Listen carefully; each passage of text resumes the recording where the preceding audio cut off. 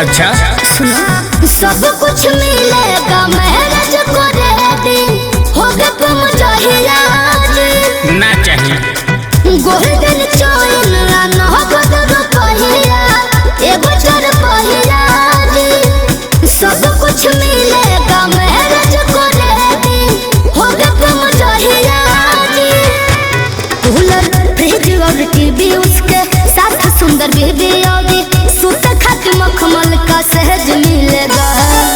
ऐसा है क्या? तो सुनो, जहाँ पर अधिकार दहेज मिलेगा बुझी हो कि माल दहेज मिलेगा। अच्छा, जहाँ पर अधिकार दहेज मिलेगा बुझी हो कि माल दहेज मिलेगा, दहेज मिलेगा। अरे सब ब्रांडेड मिलेगा ना ना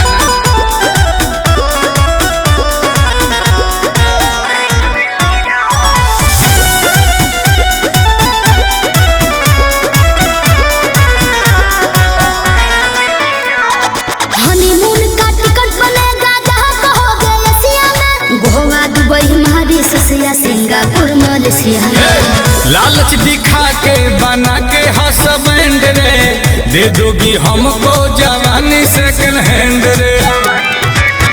छपते शादी वाला कार्ड हो मिलेगा बॉडी गार्ड और घूमे खातिर गाड़ी रोवर रेंज मिलेगा।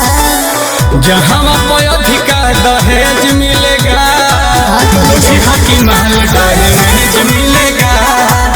जहाँ पर अधिकार दहेज मिलेगा बुझी हो कि माल दहेज मिलेगा, दहेज मिलेगा। बहुत ज्ञानी बने सब पता है।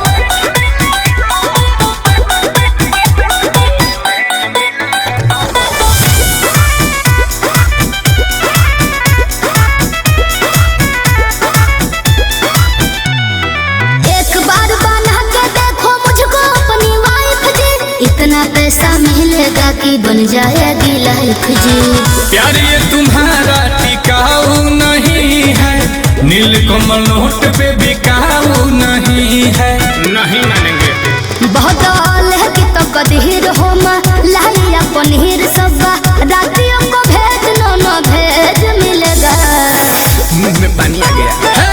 जहाँ पर अधिकार दहेज मिलेगा बुझी हो कि माल दहेज मिलेगा। जहाँ पर अधिकार दहेज मिलेगा बुझी हो कि माल दहेज मिलेगा, दहेज मिलेगा।